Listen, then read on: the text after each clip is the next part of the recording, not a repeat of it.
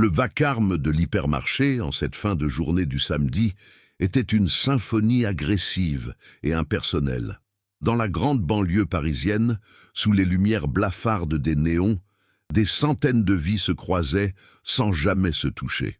Les annonces promotionnelles crachées par les haut-parleurs se mêlaient au fracas des chariots métalliques et aux conversations pressées.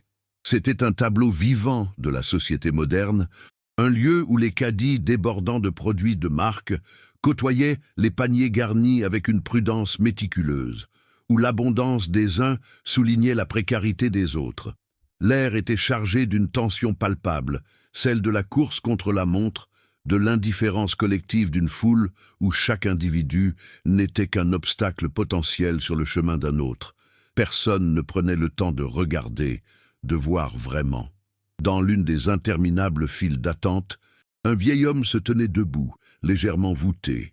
C'était Bernard Garnier, bien que personne n'aurait pu le reconnaître.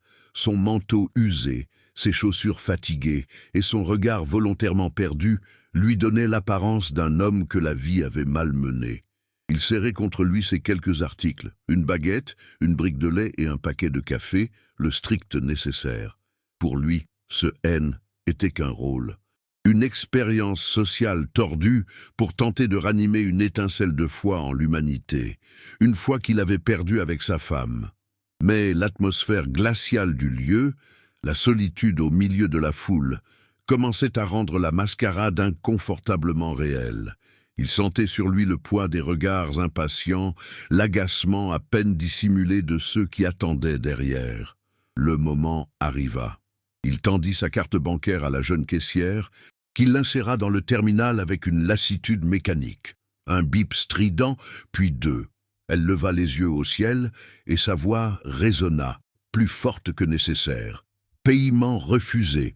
Bernard, jouant son rôle, murmura une excuse, demandant de réessayer. C'est alors que le manager, un homme à l'allure sévère nommé Julien, s'approcha d'un pas rapide. Sans un regard bienveillant, il lui lança d'un ton sec et méprisant « Monsieur, il y a une file immense. Si vous ne pouvez pas payer, veuillez circuler. Vous ralentissez tout le monde. » L'humiliation fut publique, tranchante. Des soupirs d'exaspération s'élevèrent dans la file. À cet instant, le jeu de Bernard cessa. La honte qu'il ressentit était authentique, une vague froide qui submergea son cynisme et le laissa nu, seul. Non loin de là, une femme interrompit son geste. Chloé Lefebvre, agent d'entretien, passait la serpillière avec une efficacité silencieuse, habituée à être invisible. Mais elle avait vu. Elle avait vu la détresse dans les yeux du vieil homme, la cruauté gratuite dans l'attitude du manager et l'indifférence glaciale des autres clients. Elle ne vit pas un problème qui ralentissait la file, mais un être humain brisé par le mépris. Son cœur se serra, car cette scène résonnait avec sa propre lutte quotidienne contre le jugement et l'oubli.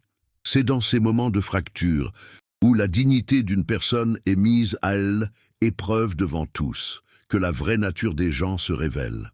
Si ce témoignage vous interpelle, votre abonnement est un soutien essentiel qui nous aide à continuer de porter la voix de ceux dont les histoires doivent être racontées. Le geste de Chloé laissa Bernard sans voix, figé au milieu du chaos de l'hypermarché. Les 5 € qu'elle venait de poser sur le comptoir pesaient plus lourd dans sa conscience que l'intégralité de sa fortune. Dans le regard calme de cette femme, dans la dignité de son offrande, il revit sa défunte épouse, Hélène. Le cynisme qu'il avait si soigneusement cultivé pendant des années, cette armure contre la solitude, se fissura en un instant. Il prit le sac en plastique que la caissière lui tendait, ses mains tremblant légèrement, incapable de prononcer autre chose qu'un « merci » à peine audible. Il la regarda éloigner, reprendre sa serpillière et retourner à son invisibilité, comme si elle n'avait pas, quelques secondes plus tôt, sauvé un homme du naufrage de sa propre amertume, lui rappelant qu'une lueur d'humanité persistait dans le monde. Chloé, de son côté, ne s'attarda pas sur cet incident. Pour elle, ce haine était qu'une réaction instinctive, un réflexe humain face à la détresse d'autrui. Sa vie était une succession de petits sacrifices, et celui-ci n'était qu'une goutte d'eau dans l'océan de ses préoccupations quotidiennes. Ces 5 euros signifiaient qu'elle devrait sauter son propre déjeuner, mais cette pensée l'effleura à peine. Son esprit était déjà tourné vers son fils, Léo, qui l'attendait à la maison. Elle pensait à ses devoirs, à l'histoire qu'elle lui lirait avant de dormir, et à l'angoisse sourde du loyer qui approchait à grands pas. Le manager, Julien, lui lança un regard chargé de venin, une menace silencieuse pour avoir osé perturber le balai parfaitement chronométré de ses caisses. Elle l'ignora, sa résilience étant un bouclier forgé par des années de mépris et d'indifférence. Bernard quitta l'hypermarché mais ne rentra pas chez lui. Il s'assit dans sa voiture de luxe, garée discrètement à quelques rues de là, le petit sac de course posé sur le siège passager comme une relique sacrée. Une honte profonde l'envahit, non pas celle de l'humiliation publique, mais celle de sa propre arrogance. Il était venu pour prouver que le monde était froid et égoïste, pour valider le vide qu'il ressentait depuis la mort d'Hélène. Au lieu de cela, une femme qui n'avait rien lui avait offert tout ce qui comptait vraiment. Il se souvint des derniers mots de sa femme. « La vraie richesse, Bernard, ce n'est pas ce que tu accumules, c'est ce que tu donnes sans compter. » Il avait alors rejeté cette idée, la qualifiant d'idéalisme naïf. Aujourd'hui, la vérité de ses paroles le brûlait de l'intérieur, le forçant à confronter le fantôme de l'homme qu'il était devenu. Les jours suivants furent un supplice pour Bernard. Il chargea son assistant de recueillir discrètement des informations sur Chloé Lefebvre. Le rapport qui lui fut remis était le portrait d'une lutte silencieuse. Mère célibataire, enchaînant les heures de travail, vivant dans un petit appartement modeste, avec un fils qui était son unique univers, la tentation de simplement signer un chèque, de résoudre tous ses problèmes d'un simple trait de plume, était immense. Mais il savait que ce serait une insulte, une façon de transformer son acte de pure compassion en une vulgaire transaction. Cela aurait sali la nature même de ce qui l'avait si profondément touché. Il devait trouver un moyen d'honorer son geste, pas seulement de le rembourser. Ce dilemme moral était plus complexe et plus exigeant que n'importe quelle négociation commerciale qu'il ait jamais menée. Il décida qu'il devait la revoir, mais pas en tant que riche bienfaiteur.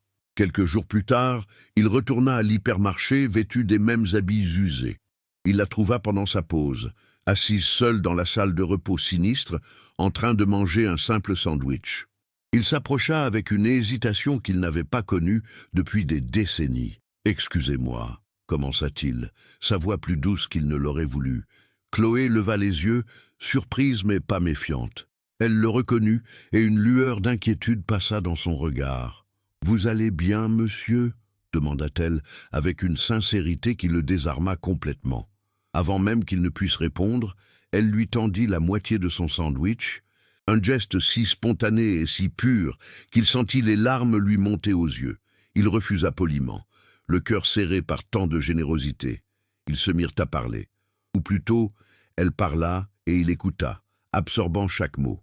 Elle lui parla de son fils, Léo, de sa passion pour le dessin et de son rêve de voir la mer pour la première fois. Elle évoqua sa fatigue, ses soucis financiers, mais sans jamais la moindre trace d'apitoiement sur son sort. Elle décrivait son travail avec une dignité simple, trouvant de petites satisfactions dans des tâches que la plupart des gens méprisaient. Bernard découvrit en elle une force de caractère qu'il n'avait jamais possédée, malgré tout son pouvoir et son influence. Il comprit que sa gentillesse n'était pas un acte isolé, mais une véritable philosophie de vie, une lueur maintenue, allumée contre vents et marées. Il sentit naître en lui une connexion, une chaleur qu'il croyait perdue à jamais. Ce rapprochement naissant ne passa cependant pas inaperçu. Julien, le manager, observait leur conversation avec une méfiance croissante. Pour lui, un vieil homme d'apparence misérable passant du temps avec l'une de ses employées était un problème. Il y voyait un manque de professionnalisme, un risque pour la sécurité ou, pire encore, une relation inappropriée. Il convoqua Chloé dans son bureau, son ton empreint de condescendance. Il l'a mis en garde contre le fait de fraterniser et de déranger les clients, des menaces à peine voilées concernant la sécurité de son emploi. La pression s'accumula sur Chloé, qui craignait désormais que son simple geste de bonté ne lui coûte les moyens de subsistance pour lesquels elle se battait si durement chaque jour. La peur s'insinua en elle, la peur que sa simple humanité puisse lui coûter son gagne-pain. C'est pour donner une voix à ces luttes silencieuses que nous existons. Si vous croyez que ces récits doivent continuer à être entendus, votre abonnement est notre plus grand soutien. Chloé se sentit prise au piège. Le vieil homme, qu'elle ne connaissait que sous le nom de Bernard, était devenu une source de réconfort inattendu dans sa vie trépidante. Sa présence douce et son écoute attentive étaient un baume pour son âme fatiguée. Mais la crainte de perdre son travail était une réalité froide et implacable.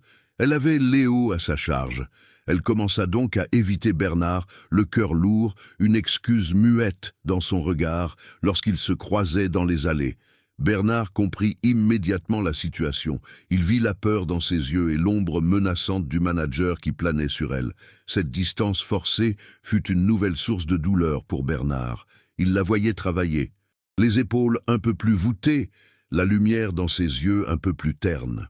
Il réalisa que sa présence, qui se voulait bienveillante, ne lui avait apporté que des ennuis supplémentaires. Ce fut son point de bascule.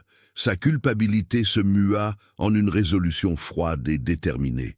Il ne pouvait plus être un observateur passif ou un ami hésitant. Le temps des expériences sociales et des approches subtiles était révolu. Il devait agir, non seulement pour l'aider, mais pour démanteler la structure même du mépris que Julien incarnait. Était un moment de clarté fulgurante, l'instant où un homme redécouvrait son but, non pas en bâtissant des empires, mais en défendant la dignité d'une seule personne juste. Ce changement intérieur fut sismique. Pendant si longtemps, il avait perçu le monde à travers le prisme du profit, des pertes et de l'avantage stratégique. Désormais, il le voyait à travers les yeux d'Hélène et à travers ceux de Chloé. Il voyait les batailles invisibles menées chaque jour par des gens qui essayaient simplement d'être décents dans un monde qui récompensait souvent le contraire. Il savait qu'un simple don ne résoudrait rien. Il fallait un changement structurel, une déclaration si puissante qu'elle se répercuterait à travers tout le système. Son plan commença à prendre forme. Un plan non pas de vengeance, mais de restauration. Il allait utiliser le pouvoir qu'il avait amassé non pas pour écraser, mais pour élever. Était la première décision vraiment pleine de sens qu'il prenait depuis des années.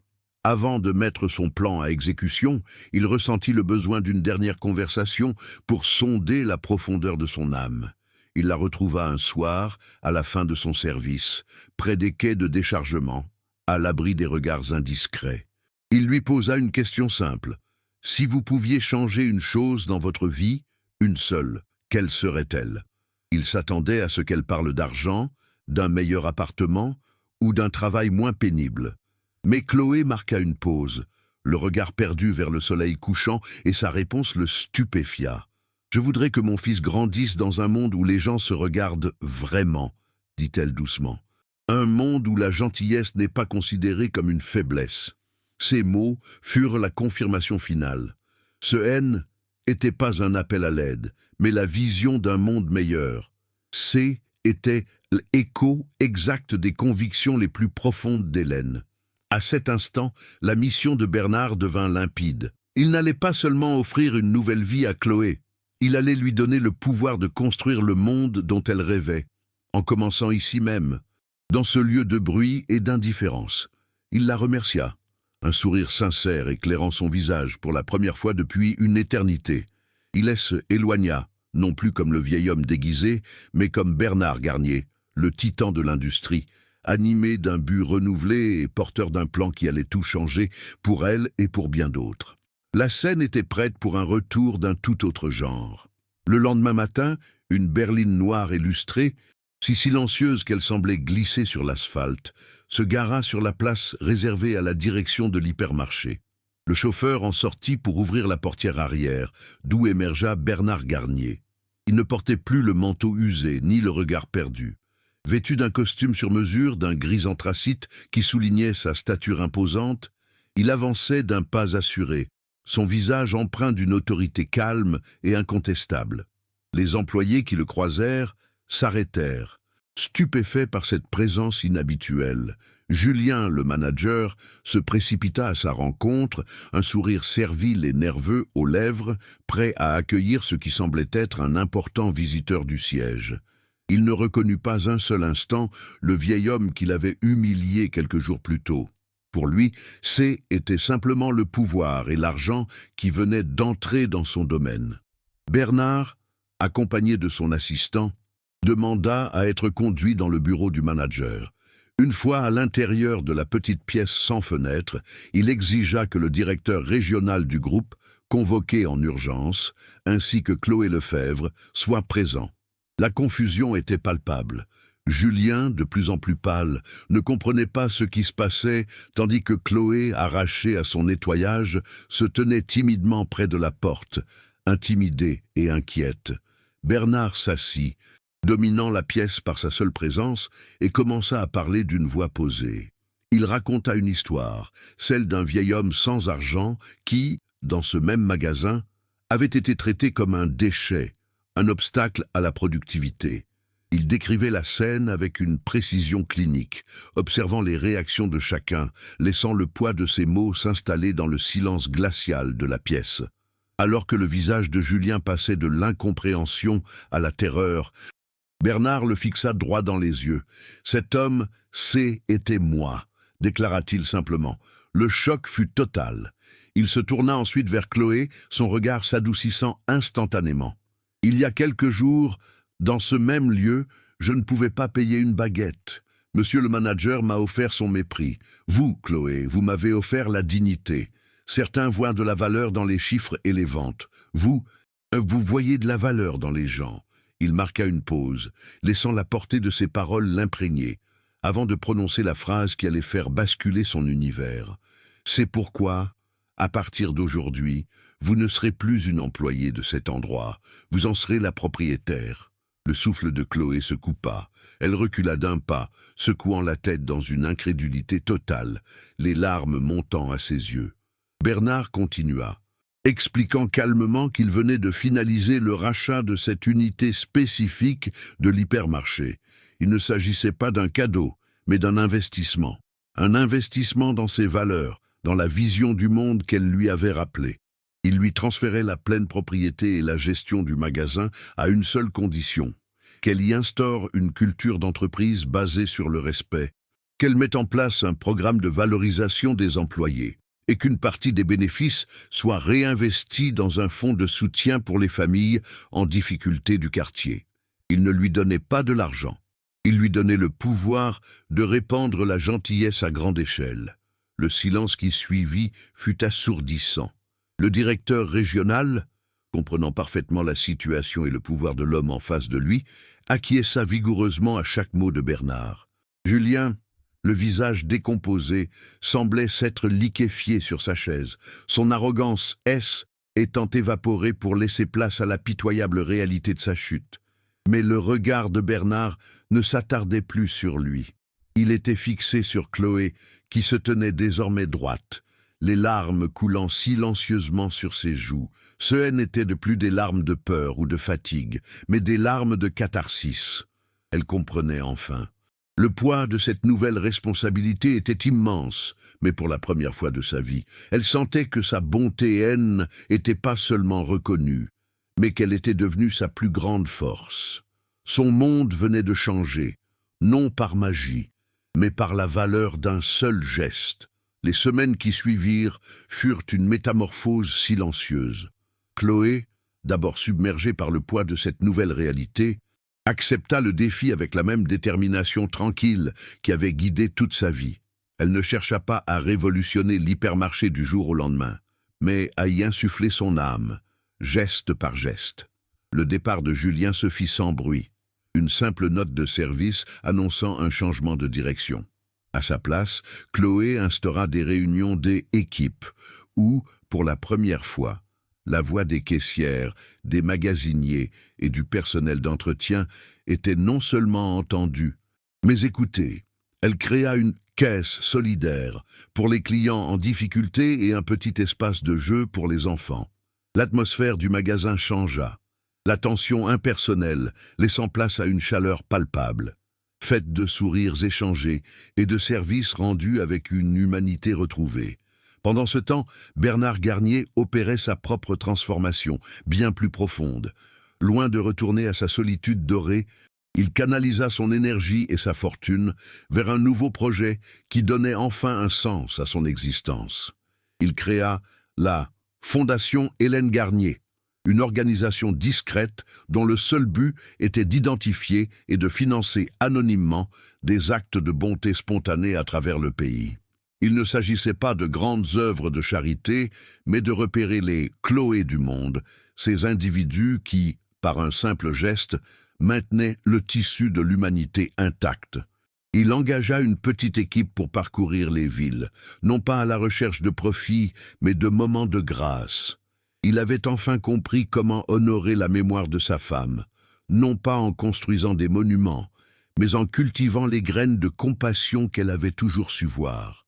Le lien entre Bernard, Chloé et son fils Léo se renforça, se muant en une forme de famille choisie, non par le sang, mais par le cœur. Bernard devint une présence régulière et apaisante dans leur petit appartement. Il n'était plus le titan de l'industrie, ni le vieil homme démuni, mais simplement Bernard, celui qui aidait Léo avec ses devoirs de mathématiques et écoutait avec une attention infinie les récits de la journée de Chloé. Un week-end, il les emmena tous les deux sur la côte normande. Voir le visage de Léo s'illuminer devant l'immensité de la mer pour la première fois fut, pour Bernard, un gain plus précieux que tous les contrats qu'il avait jamais signés. Il redécouvrait la joie dans les choses simples, une richesse que son argent n'avait jamais pu lui acheter, une chaleur qui comblait enfin le vide laissé par la perte d'Hélène. L'hypermarché de la banlieue parisienne, N, était plus seulement un lieu de consommation, mais un point de ralliement pour la communauté. Un exemple vivant qu'un modèle économique pouvait être basé sur la dignité. Chloé, avec sa direction intuitive et bienveillante, avait prouvé que l'efficacité N n'était pas incompatible avec l'empathie. L'histoire de son ascension, bien que gardée discrète, inspira ses employés à croire en la valeur de leurs propres actions. C'est ainsi qu'un seul geste, né d'un élan de pure compassion dans une file d'attente, avait non seulement sauvé un homme de son propre cynisme, mais avait aussi semé les graines d'un avenir plus juste pour des centaines d'autres. Si ces récits de courage silencieux résonnent en vous, sachez que votre abonnement est ce qui nous permet de continuer à faire briller leur lumière.